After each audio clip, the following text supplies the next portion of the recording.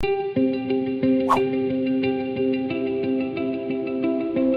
hoje nós vamos tratar a respeito do vocabulário pervertido, ou da fala, né? Do domínio da língua. Não apenas o domínio da língua, mas o uso dela. Então a gente vai começar a nossa aula hoje sobre a nova maneira de viver, falando sobre o vocabulário perverso, né? Que se instalou na vida da maioria das pessoas. Todos os lugares que você vai, não precisa ser muito atento, nem ficar muito ligado nos assuntos, você ouve palavras pervertidas, né? Palavras distorcidas, e aí a gente começa a observar que o uso da fala, o uso da língua, ele não está cumprindo, né, na vida de todas as pessoas aquilo para o que Deus fez, né, criou. E eu queria começar esse tema do vocabulário perverso, lembrando que aqui a gente pode interagir, você pode, né, interromper a qualquer momento. Mas eu queria começar com esse pensamento, para nós entrarmos nesse assunto mediante uma reflexão.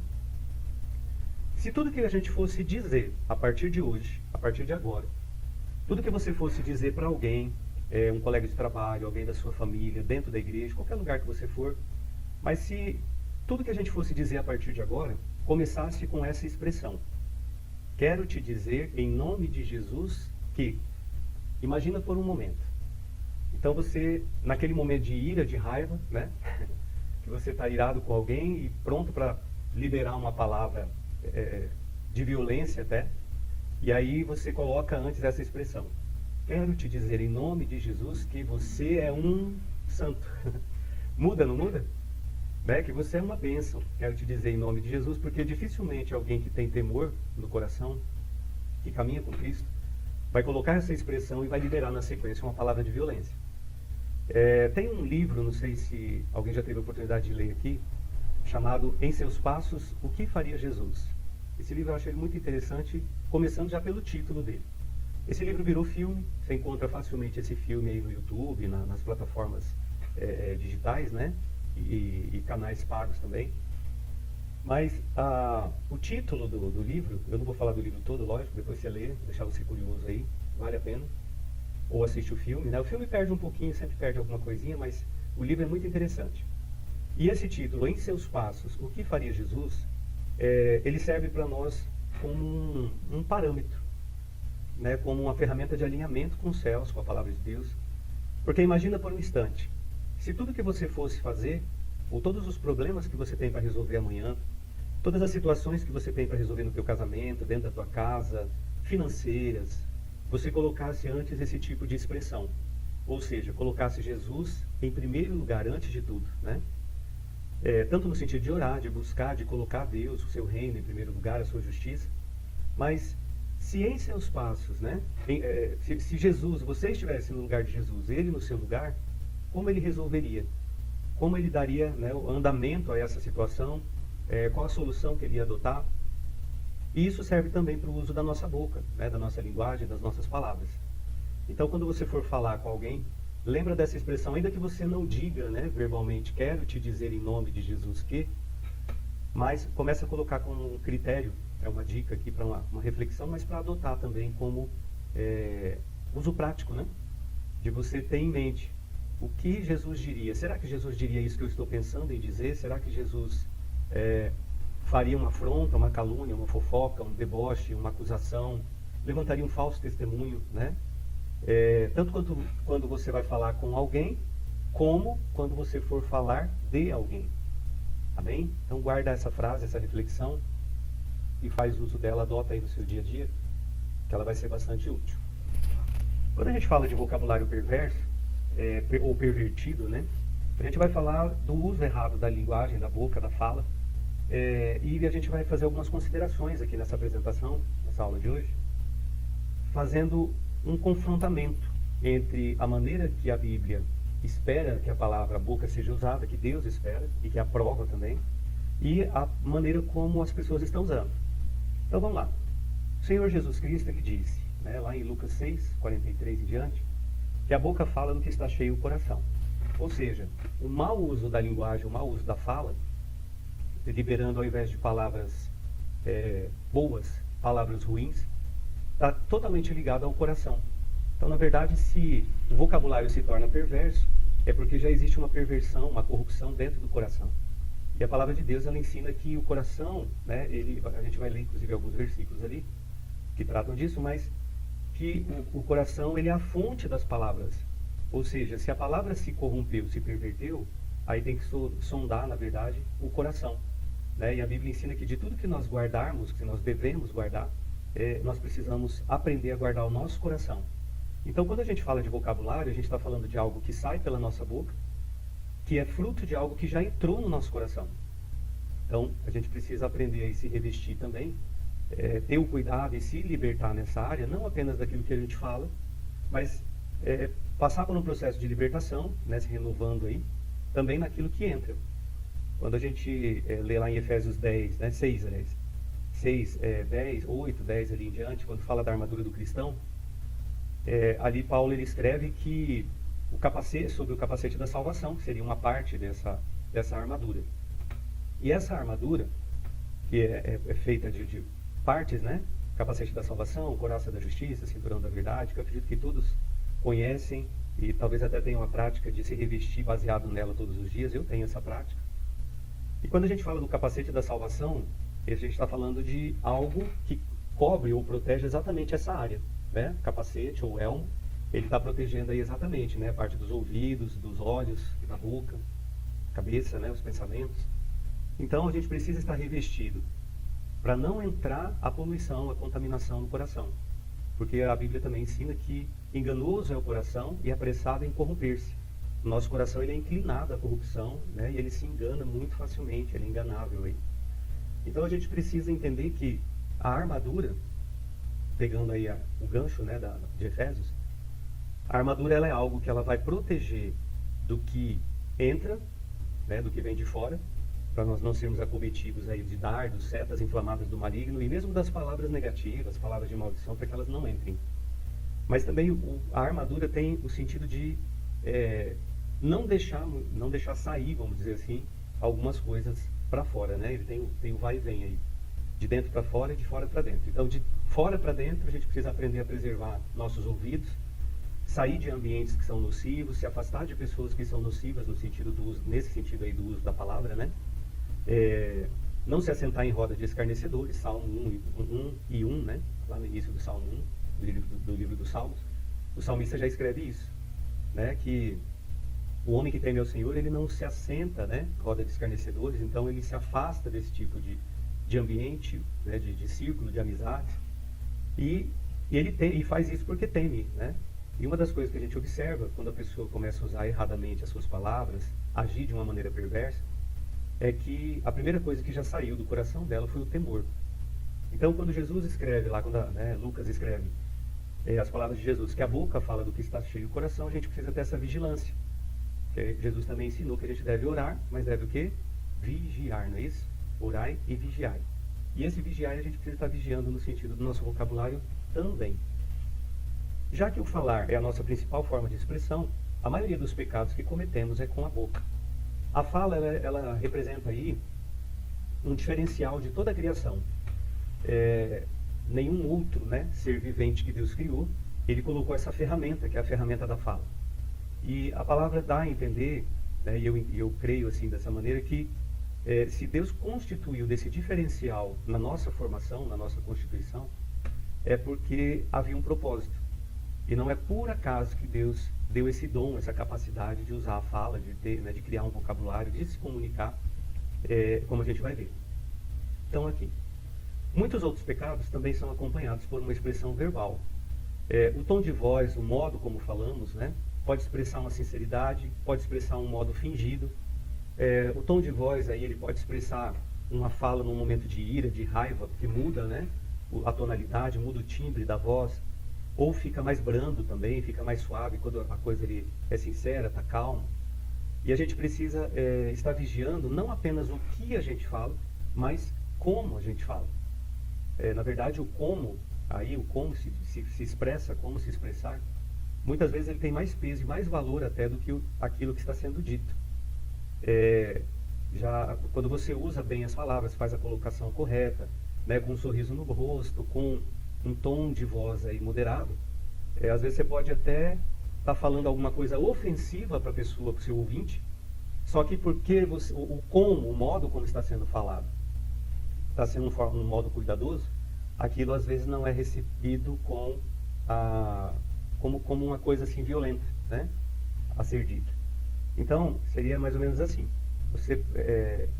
Um pai, vamos pegar um exemplo, de um pai que está corrigindo o filho, e aí esse pai, ele chega sempre com aspereza, né, com um tom mais forte, de gritarias, de gritos, né, e toda vez que vai chamar a atenção é na base do berro, ali, do grito, com palavras violentas, talvez até usando aí de xingamentos, né, de palavras ofensivas, depreciando o filho ali, a criança. E aí o que acontece? Toda vez que o menino ou a menina, né, esse filho aí, sabe que vai ser chamado a atenção, já fica numa posição de defesa, né? Já levanta suas armas de defesa ali, porque sabe que vai vir um ataque violento, juntamente com palavras ali. Se esse mesmo pai, vamos imaginar, ele vai chamar a atenção do filho, ele vai fazer a mesma correção, mas se ele tem o domínio do seu vocabulário, não só no que ele vai dizer, mas no como ele vai dizer, e agora ele usar de um tom brando, de um tom moderado, né, de uma certa psicologia até aí embutida, e ele se aproximar do filho, ele começar a fazer essa correção em amor, com certeza esse filho ele vai ficar mais aberto, né, àquela correção, vai receber melhor, e isso vai gerar um resultado, vai gerar frutos aí que até mesmo o pai vai acabar se agradando disso. Só que para isso precisa haver domínio, né, domínio próprio, precisa haver aí um controle da língua. E a gente precisa, o temor, que eu citei aqui, que é muito importante, a gente vai ver, para que a gente possa chegar a essa perfeição de dominar a nossa língua. Amém? Então, ó, Mateus 15, 11, também escreveu, Mateus 15, 11, o que contamina o homem não é o que entra na sua boca, mas é o que sai da sua boca. E isso é o que contamina o homem, né? Então, na verdade, as palavras que nós liberamos, elas têm um peso no mundo espiritual e elas têm um peso sobre a vida daquelas pessoas que estão sendo atingidas pelas palavras que liberamos. Tudo isso pode produzir bons frutos ou maus frutos na vida daquela pessoa, né? Não é por acaso que as clínicas de psicologia, os hospitais psiquiátricos estão cheios de tantas pessoas que se você for olhar o histórico, ela acabou indo parar ali devido às palavras que geraram morte espiritual, que geraram morte emocional, né? Palavras podem dar vida, gerar vida, ânimo, entusiasmo, palavras podem colocar pessoas para cima. O vocabulário que a gente usa, quando bem utilizado em Deus, em amor, ele pode fazer pessoas desistirem de um suicídio, pessoas recomeçarem suas vidas, sua caminhada.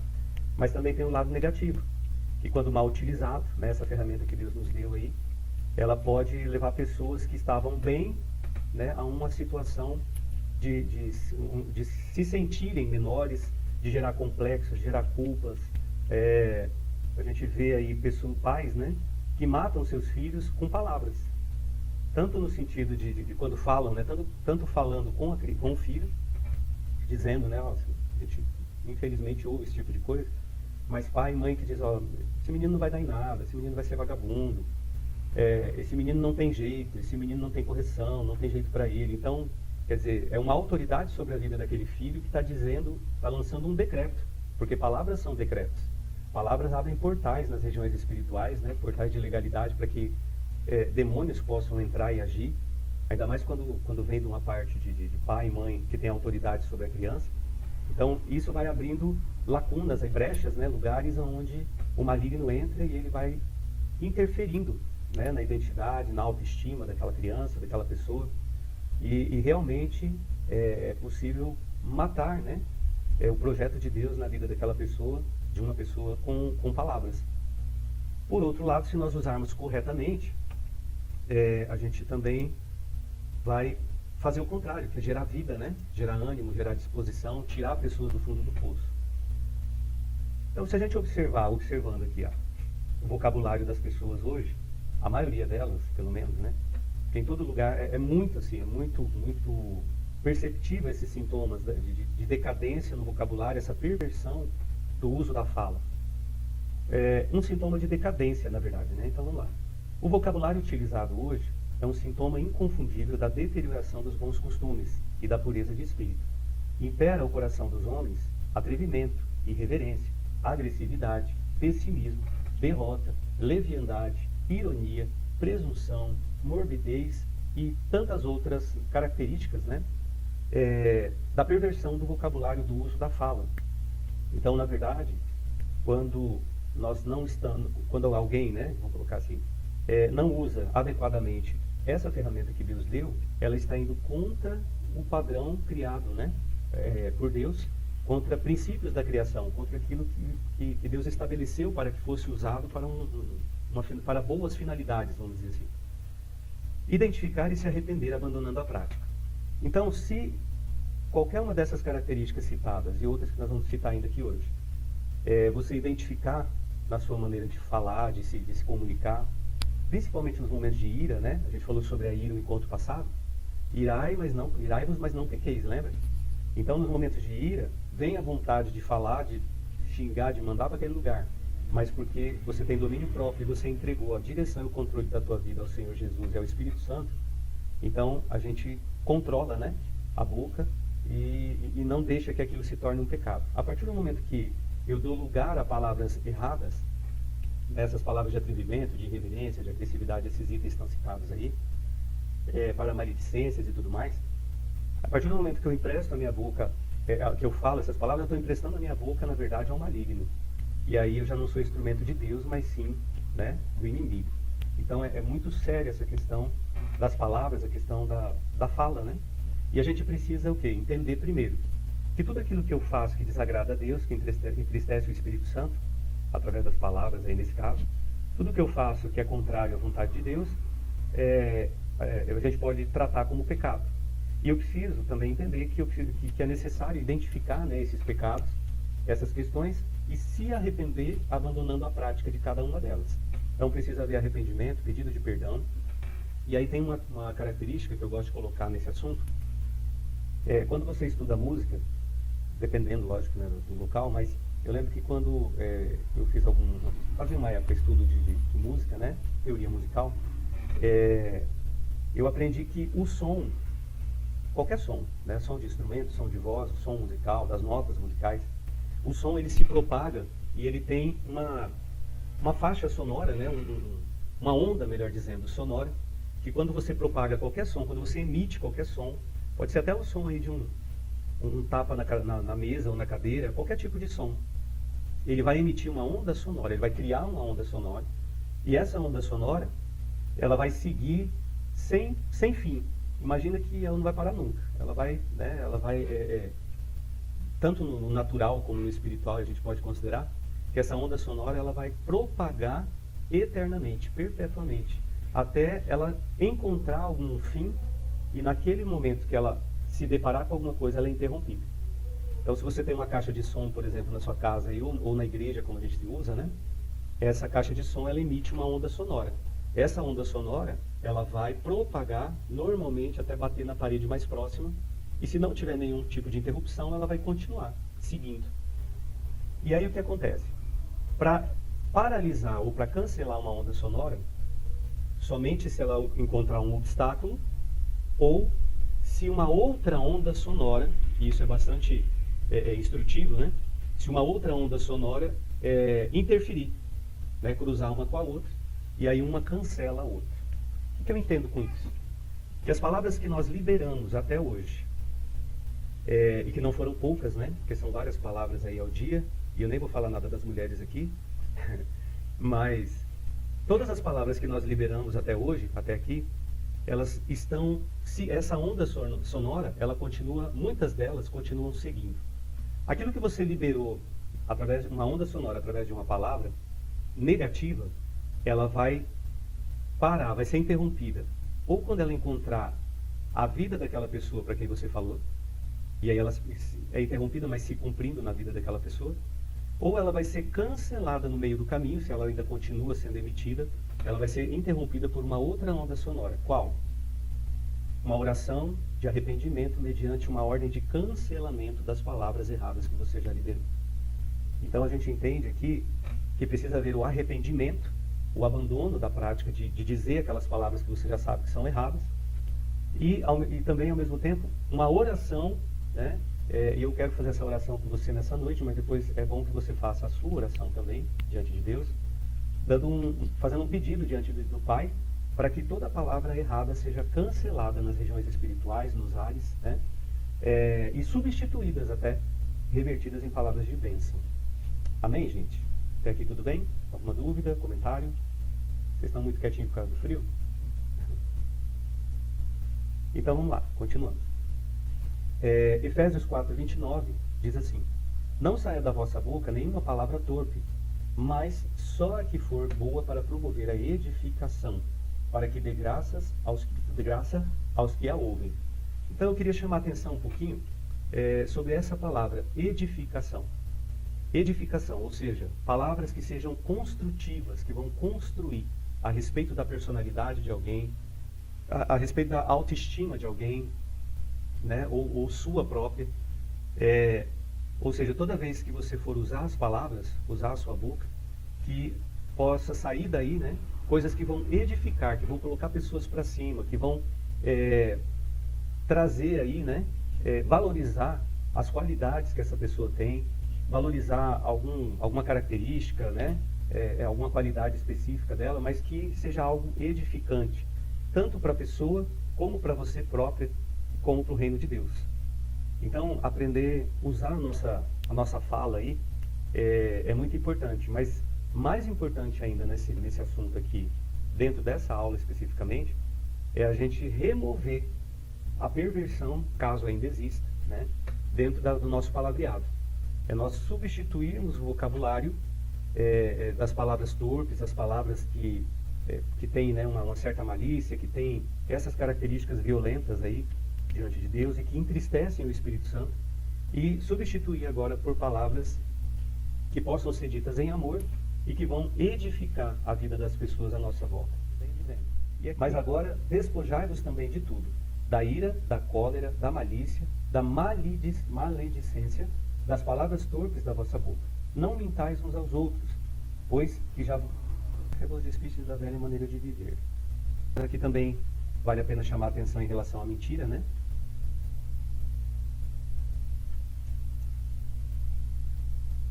A gente tem que remover também da nossa vida.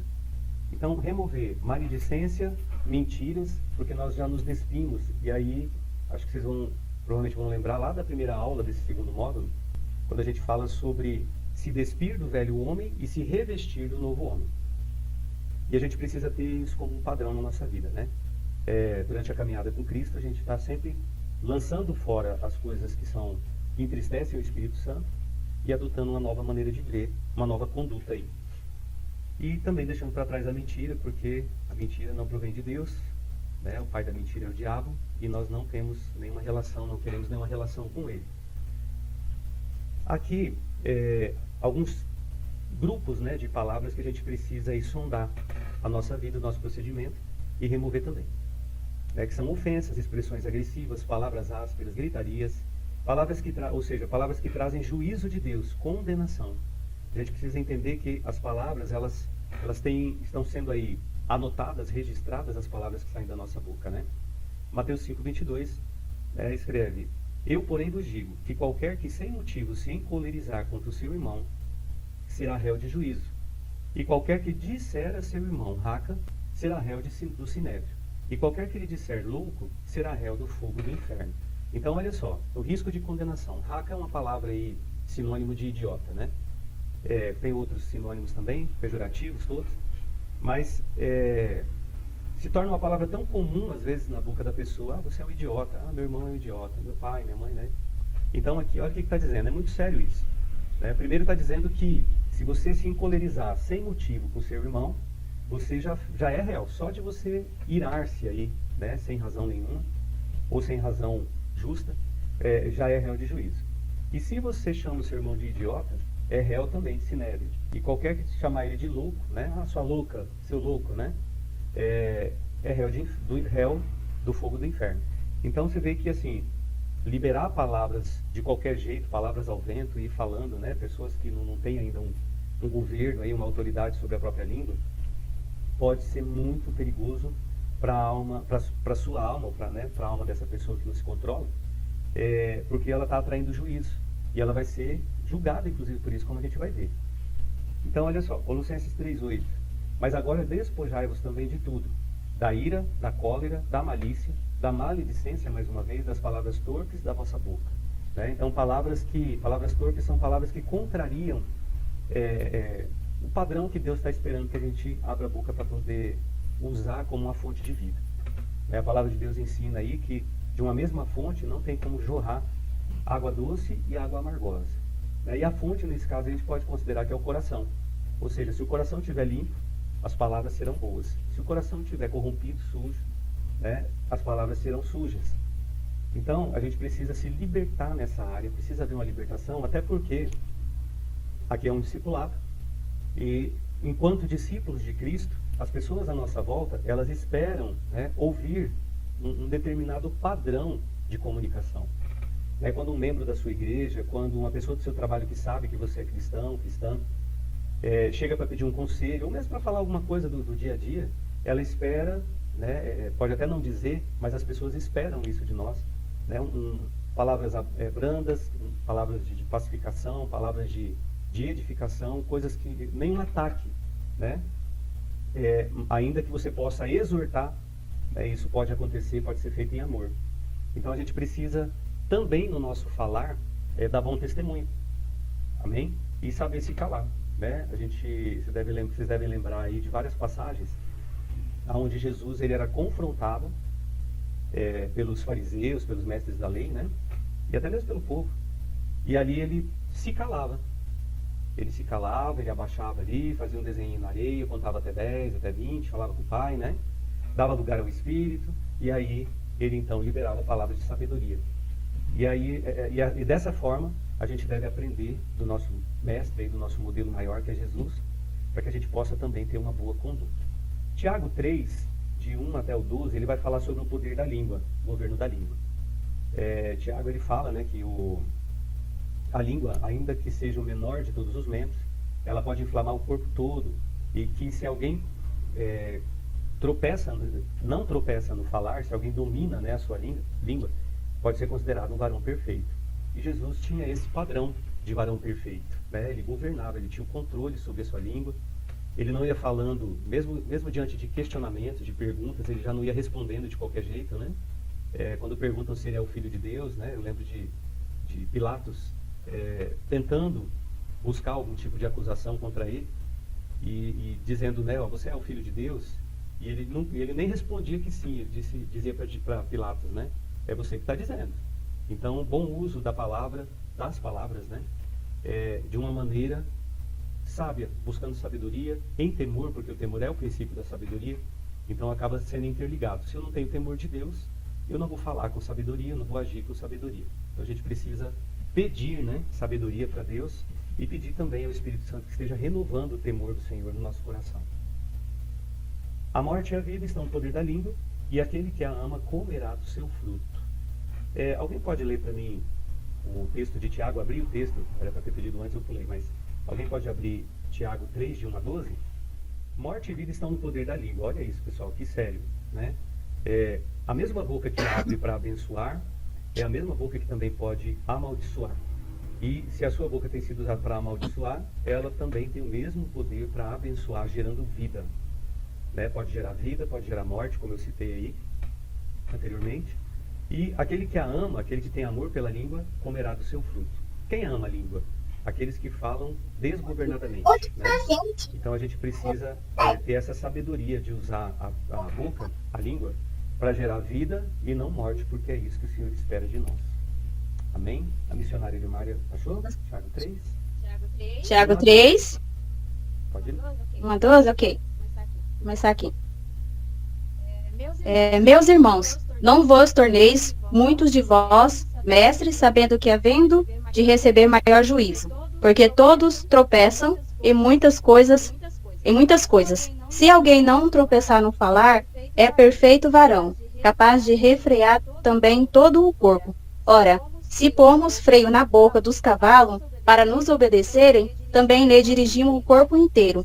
Observai, igualmente, os navios que, sendo tão grandes e batidos de rígido vento, porque um pequeniníssimo leme são dirigido para onde queira e o impulso do timoneiro. Assim também a língua, pequeno órgão, se gaba de grandes coisas. Vedes como um fagulho põe em brasa tão grande selva. Ora, a língua é fogo, é mundo de iniquidade. A língua está situada entre membros do nosso corpo e contamina o corpo inteiro. E não só põe em chama toda a carreira da existência humana, como também é posta ela mesmo uma chama pelo inferno. Pois todas as espécies de feras, de ave, de réptil e seres marinhos se doma e tem sido domado pelo gênero humano. A língua, porém, nenhum dos homens é capaz de domar. É mal incontida, carregando de veneno mortífero. Ela bendizemos ao Senhor e Pai. Também como ela amaldiçoamos dos homens, feito à semelhança de Deus. De uma só boca procede bênçãos e maldição. Meus irmãos, não é conveniente que essas coisas sejam assim. Acaso pode a fonte jorrar do mesmo lugar o que é doce e o que é amargoso? Acaso, meus irmãos, por figueira produz azeite e videira e figo? Tampouco fonte de água salgada pode dar água doce. Amém. Amém. Obrigado, missionário. Então, aí Tiago ele escreveu tudo que precisava ser dito a respeito da língua, né? E ele usa exemplos ali que são exemplos conhecidos, né? Como o freio no cavalo, na boca do cavalo, para poder guiar, conduzir ele, né? Em todas as direções, ou o pequeno leme ali também do navio que ele cita. E a gente tem esse desafio, né? Ali ele está dizendo que ninguém consegue, né? Esse desafio de governar, de dominar a sua própria língua. Mas eu diria nas minhas palavras que ninguém consegue se não estiver muito, muito, muito cheio da presença de Deus, do Espírito Santo, e não tiver também com esse temor, porque é perfeitamente possível, né? E a gente precisa crer que é possível para a gente buscar essa perfeição, baseado no modelo, como eu já coloquei, no nosso modelo, no nosso alvo, que é Jesus Cristo. Se ele conseguiu, a gente consegue também.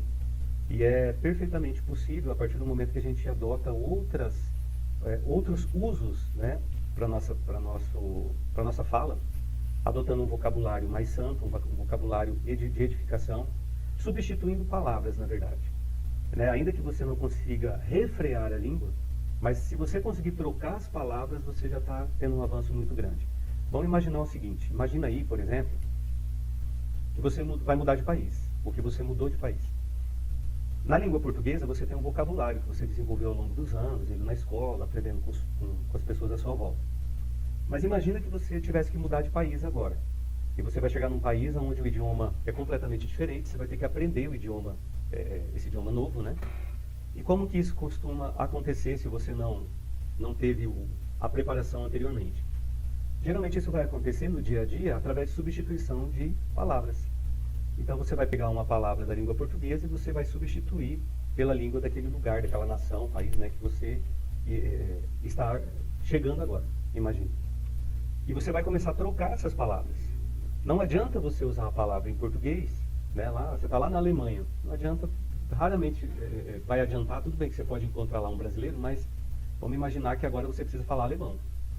Então, você vai ter que trocar palavra por palavra, frases, né, orações inteiras, daquilo que era em português para aquilo que é agora em alemão. Aprender essa nova maneira de falar para você poder se comunicar da maneira como as pessoas estão esperando que você se comunique, né? Nesse exemplo aí na Alemanha.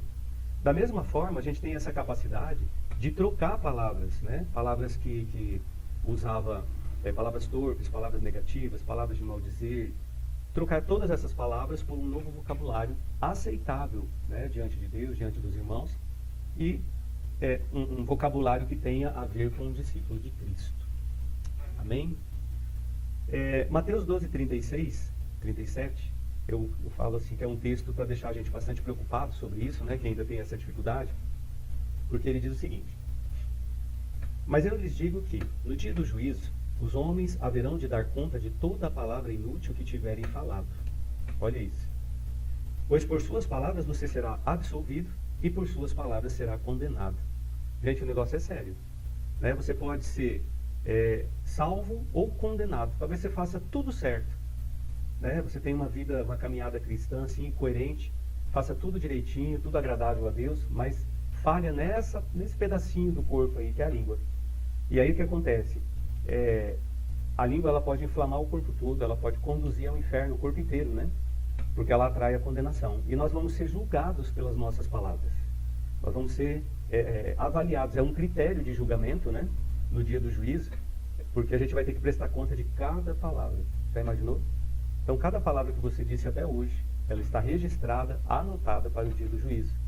Por isso eu disse que é necessário haver um arrependimento sincero, abandonar essa prática de usar essas palavras, e mediante oração, né, e pela fé, também cancelar, pedir ao Senhor que sejam canceladas essas palavras, para que quando chegar naquele dia elas não tenham mais efeito. Vamos para frente aqui, a gente já partindo já para o encerramento de hoje. Alguém tem algum comentário, alguma coisa a acrescentar? Glória a Deus, está todo mundo com frio, né? Está todo mundo quietinho. Então vamos lá. Tudo o que dizemos deve revelar a natureza e o caráter de Jesus. De fato, toda palavra que pronunciamos ou é na carne ou é no espírito. Se for na carne, revela o meu caráter e pessoa. Se for no espírito, revela o caráter e a pessoa de Jesus. Toda vez que abro a boca para falar, Cristo deve ser revelado. O seu amor, a sua pureza, a sua paz, a sua paciência, a sua justiça, os seus propósitos, etc. Então é aquela frase que eu coloquei lá no início, né? Tudo que eu disser deve revelar a natureza e o caráter de Jesus na minha vida. Já não vivo eu, mas Cristo vive em mim, não é assim? Então, o que Jesus diria, ou como ele diria, né? Cada vez que ele fosse falar, se ele estivesse no meu lugar, e ele tivesse que dizer algo para alguém, como ele diria, qual o padrão de palavras que ele usaria, e o modo, o tom de voz, né, o timbre, porque daqui para frente eu preciso valorizar isso. Tudo que eu for dizer tem que revelar Cristo em mim, e não mais a velha natureza. Porque agora nós estamos trabalhando aqui, buscando uma nova maneira de viver. Nossa boca como instrumento de Deus. Tudo que Deus colocou no corpo humano tem um propósito, né, um objetivo. E a boca não é diferente, a língua não é diferente. Como eu já citei, é um diferencial que Deus nos deu, né, em relação ao restante da criação. E a gente precisa começar a olhar para a nossa fala, para a nossa língua, para a nossa boca, no sentido da comunicação aí, como um instrumento de Deus, né? Então, quando e como a minha boca ela se torna instrumento de Deus?